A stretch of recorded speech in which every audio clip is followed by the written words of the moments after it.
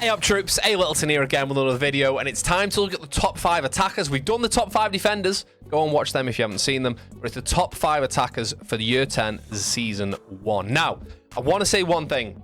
There's an obvious attacker who should make the top 5 that I've excluded from this list.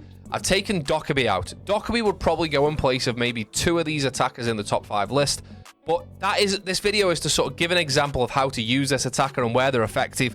Dockerby's effective everywhere. You ring the phone, it vibrates, you're fine with the oil, you got on the cams, etc. We all know how Dockerby works. So, don't watch these 5 and go, Dockerby should be in the top 5. I know. I would probably put Dockerby in the top 5 attackers myself at the moment. But because this video is going to be about, here's a cool attacker, here's where to use them, Dockerby doesn't really fit into that. Because, like, yeah, here's a cool attacker, but you can use her anywhere. Doesn't really fit with the narrative of the video. But, do not be, like, everyone's now going to be in the chat going, Dockerby's top 5! Anyway, so, with that aside, we're going to look at the top 5 attackers, a site where they're useful, a couple of little tricks and tips on the outside as well, just to fluff up what you can do with that operator, and that's probably about enough waffling. Let's get stuck into it. First on the attackers list is Ace. He's been on this list in the top 5 before, and he'll be here again. He's so much more than a hard breacher, but I'll show you a bit of that now. Oregon's a good example, really. You want to be anywhere with the soft floor. Ace is also even better. So, if you want to make a thermite-sized hole with Ace, we've said this before, but I'm going to do it again. Look for the reinforcement down the middle. You see the 4 bolts in a line. You want to throw your Salma on bolts 2 and bolts 4, and that opens a thermite-sized hole. Slightly smaller than thermite, admittedly. So you can see all 4 of them are going to go off.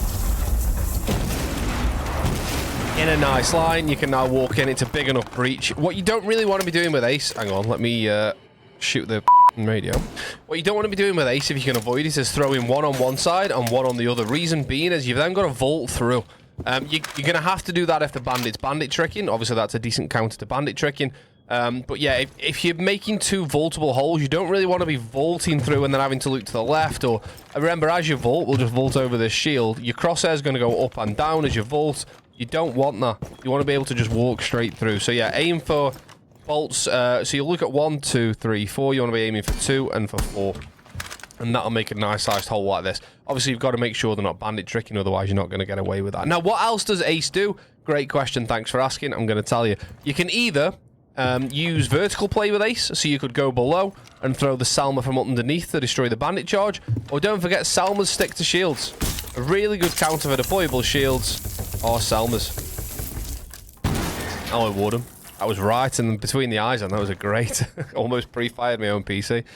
So yeah, don't forget you could go below with Ace, and you could... When you want to try and get this wall from below, by the way, there's a decent reference point with this fan. The wall is just the other side. Oh, excuse me, I'm trapped on something. The wall is just the other side of the fan, so the wall's like here. You can throw a Salma underneath, which, as long as the ceiling's soft, and it would go off from underneath, causing an explosion above, which would destroy the bandit battery. You could also, if you wanted to, if you find... Oh, I don't know why I've got on my drone, sorry. If you found out where that shield was, it's probably going to be about here. You could also throw a Salma underneath and get the shield from underneath as well. You can destroy utility from below, throwing Salmas at the ceiling. Obviously, really, his best position is Salmas on a reinforced wall, of course. You can destroy things from below. But yeah, all-round, great operator. The only thing I wish he had, which I think, if I'm not mistaken, I believe Ace used to have, but I wish he had smokes. One of the reasons I play Thermite sometimes is trying to get away with a sneaky plant in the smoke. And I'd like it if Ace had smoke, but I think he'd be too good. It still has claymores for runouts and breaching charges for vert, so all-round, just, in my opinion, the best attacker. Cheers, Warden. Next on the list, we've got Ying, and I'm also going to use Oregon for this example because I genuinely believe that Ying is the best person to attack attic when you're attacking the top floor. You're going to start by hard breaching the left wall, then by hard breaching the bottom right of the right wall. Sometimes you can maverick a line at the bottom there so you can get an angle down into pit, which is fine. I like doing this because you've got someone can hold pit from here. You generally want 2 of you this way. You can hold pit from this angle here, but then you definitely want to be entering attic or entering to push on attic from the bottom right, so you can use this as cover. You can then peek around this and then push down when you need to. But the beauty of this is you can use this to hide whilst you throw your candelas. You want to be aiming for this grey bit of wall here, so that means they'll bounce off there and then just like roll down the wall and then land in pit here. So no one can stand here, which is where smoke is. That smoke skin is so ridiculous. I love it. So from here, the only person that can't do, obviously, that you won't push out the way here is Warden. So you can see where it's going to go. You want to bounce it off the wall there. I'll just run down quickly so you can see where it goes. It runs to the bottom of pit. anyone that's around here is blinded. You can see that smoke can't see anything. Put your little rat hands down, fella. And bear in mind, you've got 4 of these bad boys. So you can throw 2. You can, once you've thrown the first one, it's going to make the person who's in pit run away. So throw that one, it's going to make them move back towards the rotator. Then throw one, you'll then have the ability to peek out once it flashes. Then throw one further down, which will push them even further. And as you push down, you've just got to watch trophy. Unless your team have already on master belt door here with the ace that we just showed you, they might have cleared trophy already. As you push down, you've then just got to look towards the kids rotate. And don't forget, if you go tight against this barrier here, you can get a full view of the rotate. Make sure there's no frost mat down here. And if you're not getting peaked from the rotate, when you drop, prone drop here, press prone when you're in midair. And then you're going to get an angle back onto the... Generally, what defenders will do is they're going to run through here, they're going to run to here, and they're going to hold sort of this angle here, or try and hold here. They forget that you're going to be able to see the little toesies through that through the bed. So that's why I say if you prone drop, you're going to be able to see that straight away. In fact, if I just jump on the other PC, let's go and make smoke stand over there so I can show you exactly what I mean. So they're going to backtrack to somewhere there. You then holding this, you can't really see anything. If you peek there, you might be able to see toes, but not quite. If you then prone drop here, you can now see toes. You can now see toes? You can now see toes. And again, just because if you ever watch my stream, you'll see me die sometimes as I'm pushing down attic, because I get a little bit excited and I forget to watch these head holes here. But obviously a couple of Yings down there, and you'll completely clear pit, and away you go. Again, always watch for that frost map. Don't forget, there's an additional thing you can do with the candelas that I think most people know now, but I might as well talk about, is you can place them on soft floors or on soft walls. Now, all you need to do is press and hold the candela button. You'll see the 3 dots are around the outside of the circle. If you go close enough to a wall, you can put a candela on. Those dots will go to the middle, come back out, they go to the outside, go back, they go to the middle, come back, they go to the outside. Look down, they'll go to the middle, look up, it's like you're going to throw it. Now, they kind of basically work like a fuse charge, as my best explanation. So, you can place them on a soft wall, and then if I run around the other side, I might be quick enough to show you what it looks like going off. Let's put it on, run around the other side. You can see they bounce through the wall, exactly like a fuse charge, really. And again, you can do it on soft floors, and this will go through to the floor below. It's not something you see very often, but in a well-coordinated attack, if you're on one side of a wall and your teammates are pushing the other, it's so satisfying to put that on there, flash through there. That's now flashed, and then you push in. Don't forget, you can put them on soft floors and soft walls. Next up, it's me boy Zero. I have shown this cam before in an old video, but it's time to bring it back because it's so good. Right, spawn over here on the south side of the map. You're going to come to this traffic cone, look up towards these girders, fire a camera right into the middle of there. This is going to give you an unreal flank cam right at the start of the round. Look at this. You can see break balcony. You can see right over towards the CC door, and you can see that there. That's the entrance to double door into archives. From there, if you come down to the roof, it depends which side you want to go, but you can do this from the east side, or you can do this from this side as well. But go up onto the roof. Remember, by the way, Zero gets 6 cameras in this day and age, which is absolutely ridiculous. By the way, our Zero cam landed just there.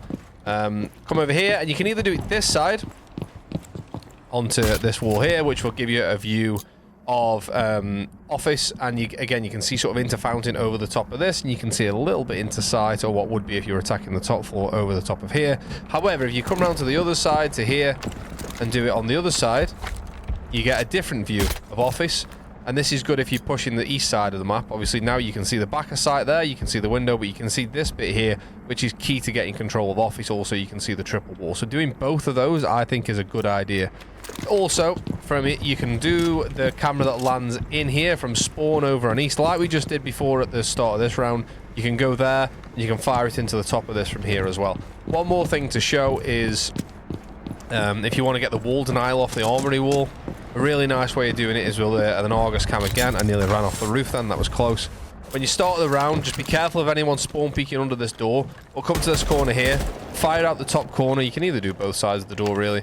Or fire the camera over in the corner of this floor here. Don't send it through straight away because we don't want Bandit knowing it's there immediately. Just give it a minute or two. Well, not 2 minutes because that's going to be too long. But just give it a few seconds.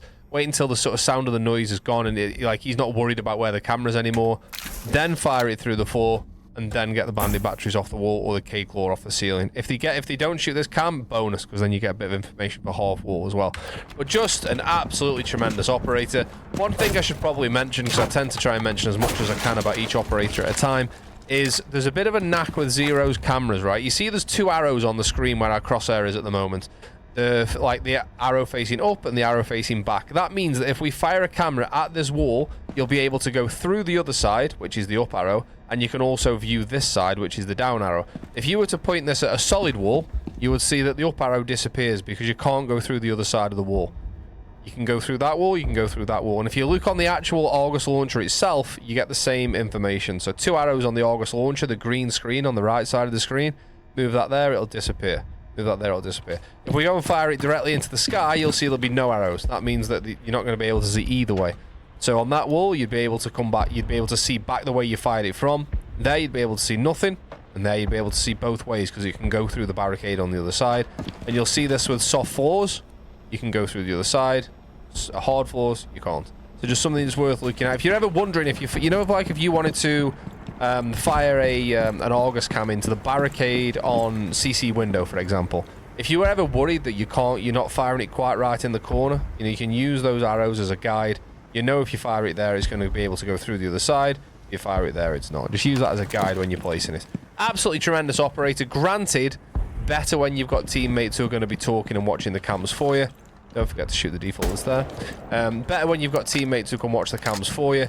But don't forget you've got the Gon 6 as well. You've got the hard breach charges. You've got a tremendous primary. The fire rate on this thing is really, really good. All round solid operator. Plus, pretty cool character with it being Sam Fisher from Splinter Cell. Next on the list, we've got Striker. Now, I'm aware this may be controversial because not everyone's going to think Striker's a top 5 attacker. And I think on paper, they're not, but I kind of feel like they are. Now, that's a weird thing to say, but I think what Striker gives you makes them, in my mind at the moment, top 5 because they can do things on their own. Now, I have to sort of shout out Accident Prone here as a guy who comes in the stream because he sort of convinced me of this. I was like, yeah, they're okay, they're not bad. And then I started playing them a bit more and I was like, no, actually, they're actually class. The M4 for a kickoff is an absolutely unbelievable gun. In fact, you get a secondary shotty as well. Pervert play if you need to is also really, really good. But where Striker comes into their own is doing jobs on your own. So, for example, bringing EMPs and hard breach charges, or I'm about to show you here, hard breach charges and frag grenades. I do this on Night Haven all the time. Again, this is down to Accident who told me to do this, so shout out Accident Prone, actually.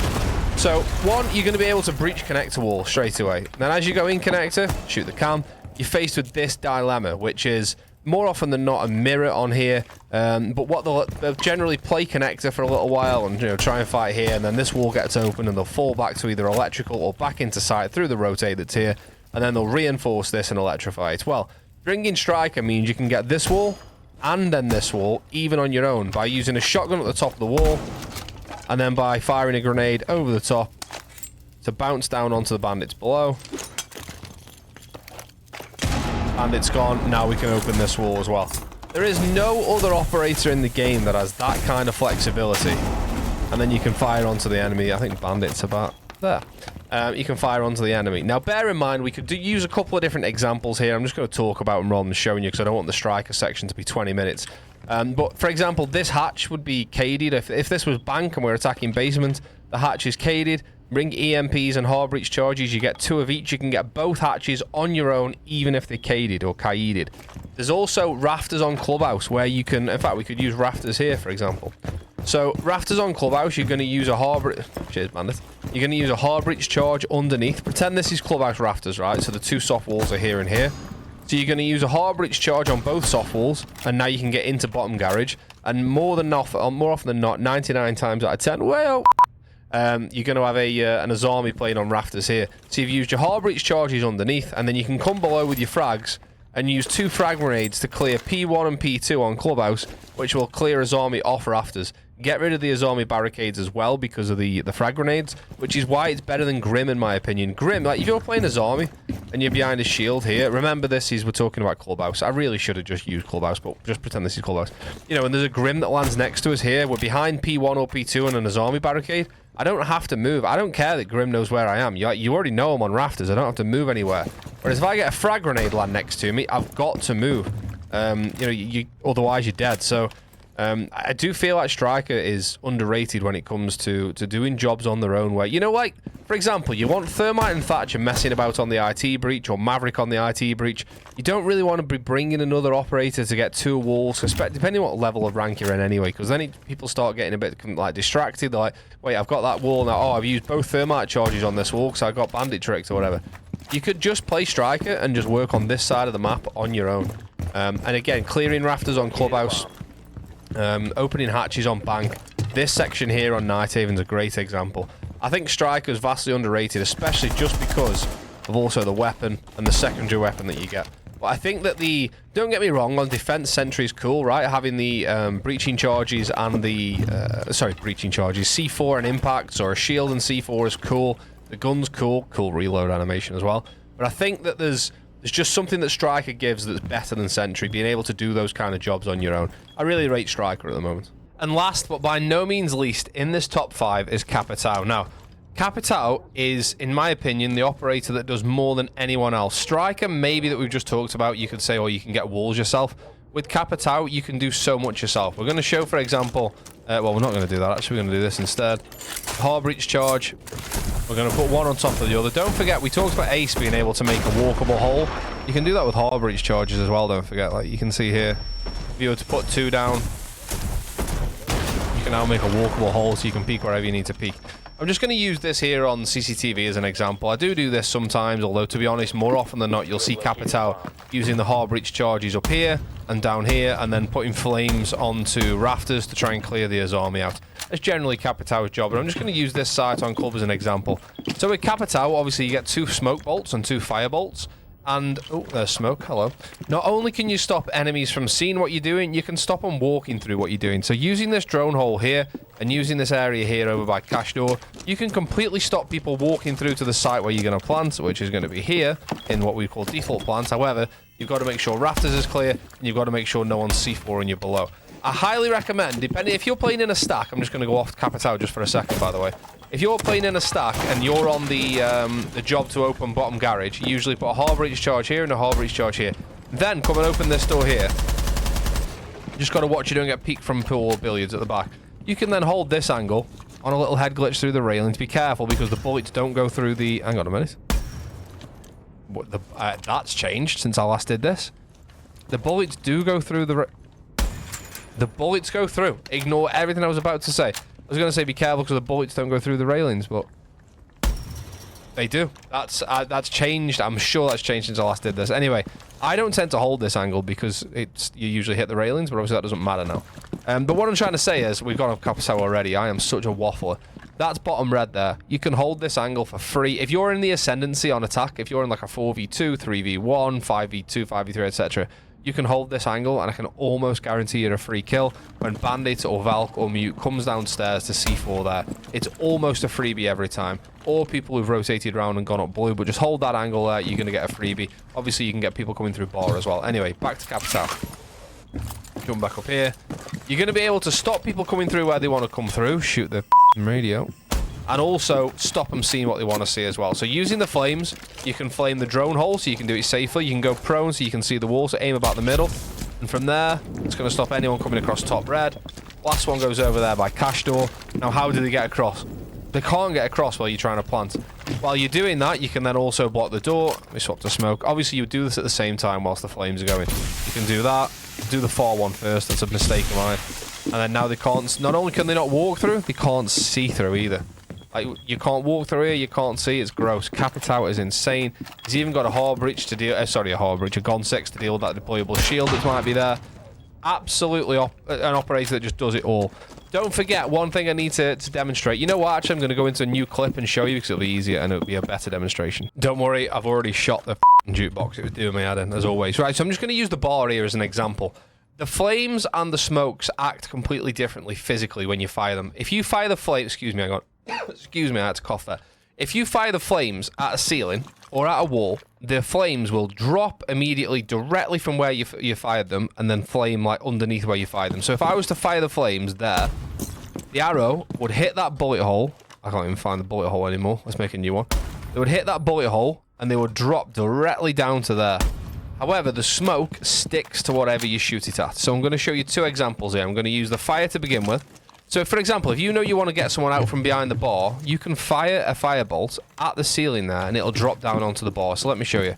Hits the ceiling, and the fire will drop immediately below to where you want to get rid of. So if you're like clearing rafters or you're clearing half wall on border, you just fire above where you want it to be, and it'll drop directly below where you fired it. Smoke, on the other hand, sticks to what you fire it at. If I fire a smoke at the ceiling, you can now see the smoke is stuck to the ceiling. The smoke doesn't drop.